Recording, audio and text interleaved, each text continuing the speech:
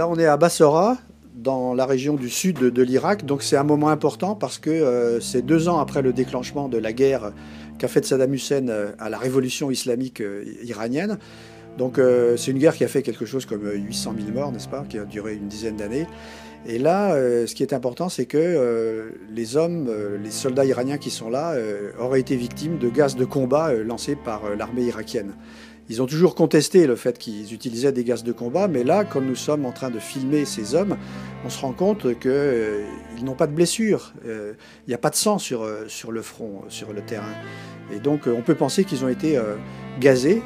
D'ailleurs, quelques centaines de mètres plus loin, on va retrouver beaucoup de masques à gaz qui ont été cachés par les Irakiens, qui ne voulaient pas montrer que l'armée iranienne était équipée de masques à gaz justement pour affronter les gaz de combat irakiens. Alors à l'époque, bon, il y avait eu un peu de remous dans la presse occidentale sur le fait que l'Irak utilisait des gaz de combat. Et d'ailleurs, en 88, après, on va assister au massacre d'Al-Habja avec les gaz de combat. Et là, l'Irak ne pourra pas contester le fait qu'ils utilisaient des gaz contre des populations civiles, là, et même plus contre des militaires.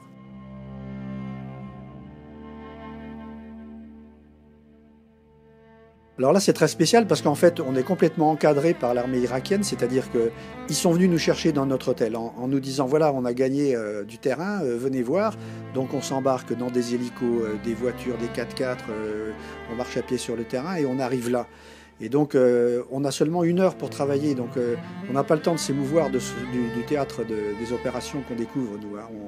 On a un boulot à faire, donc je me dis, c'est pas possible de ne pas faire au moins une photo de ces cadavres sur le front irakien, Iran-Irak.